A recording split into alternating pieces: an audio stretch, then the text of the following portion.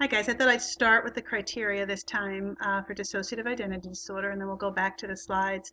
But hopefully you've looked at this already yourself, so we'll just look at it quickly.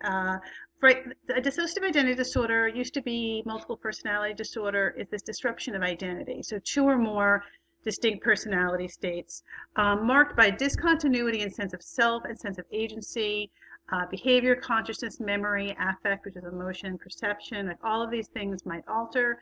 There are often gaps in memory or recall for everyday events because the assumption is that when you're moving between personality states, that as you move to the next personality state, the experiences of the last one are screened out. And to remember that whole dissociation, one thing gets screened in, everything else gets screened out. So they're screened out and not accessible. And so, this is another one of those disorders that gets lots of attention and seems very sexy, and yet we have some important things to talk about with it. So let me go back to these slides. Right, so a lot of this we already talked about. It is more common in women, and given that it is almost always thought to be a reaction or a response to ongoing severe levels of trauma, especially in childhood, or exclusively really in childhood, that it's more, the fact that it's more common in women may be about the fact that women might be more likely to experience that kind of trauma. And so the idea is that the child, as their personality is developing, has these extended periods of time. So perhaps sexual abuse that happens every night for years. So there's these extended periods of time where the child dissociates, pushes some experiences out of conscious awareness in order to cope with them. But that in doing that over and over and over, they're actually having two, instead of having a single developmental pathway, they're having two developmental pathways, and that's what leads or can lead to the split in personality. You need to know, though, that this is a controversial diagnosis, that most clinicians, like myself, have never seen somebody with this diagnosis or this particular set of behaviors and experiences, that we have a very small number of clinicians who are responsible for most of the diagnosed individuals. Now, it may be that they're specialists in this, and that's why they're diagnosing them, but I think there's a fair number of clinicians who are skeptical about whether there's some clinicians that are hoping to see this or seeking to see this, or just more likely to interpret behaviors and experiences as consistent with this. The other troubling thing is that often DID symptoms and the report of symptoms starts after treatment, and that is always a little bit troubling.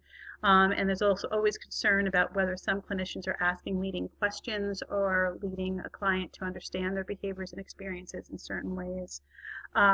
The other concerning thing here is the changing epidemiology about that. With all the other disorders we're going to talk about this semester, there's a fairly consistent epidemiology unless we have recognition of a new disorder, of course. But in this case, in the 1980s and 1990s, we saw a big spike in prevalence rates. It was a very trendy diagnosis at that time. People were specializing in it. We opened specialized units in psychiatric hospitals just for DID. And so we'd had a fairly low level of diagnosis, a spike in the 1980s and 1990s, and then an immediate drop off back to the original levels. And that's a troubling trend. There's no reason to think that the actual cases of DID had increased and then decreased again. The hospitals that had opened up units, those units were only open in most cases for several years before the referrals and clientele dried up for those. And so that is a troubling thing in terms of how responsive this diagnosis might be to trends. And so that's an important thing to think about. The other thing we worry about is how convincingly someone could fake this if they wanted to. And also that it's only about explicit memory and not implicit memory. So, I'm going to go back here. Sorry, guys.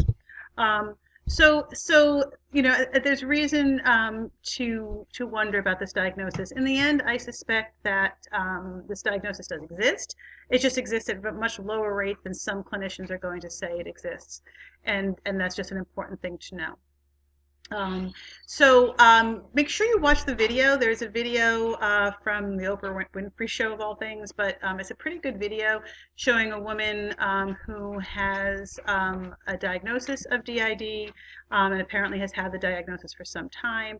And so you can watch it, and that'd be a great thing for us to talk some about in our live discussion. So make sure you go ahead and watch that. And I suspect in our live discussion we'll talk about that and Hannah Up a fair degree. So we're going to end here, and then in class 2 we'll pick up with the somatic disorders.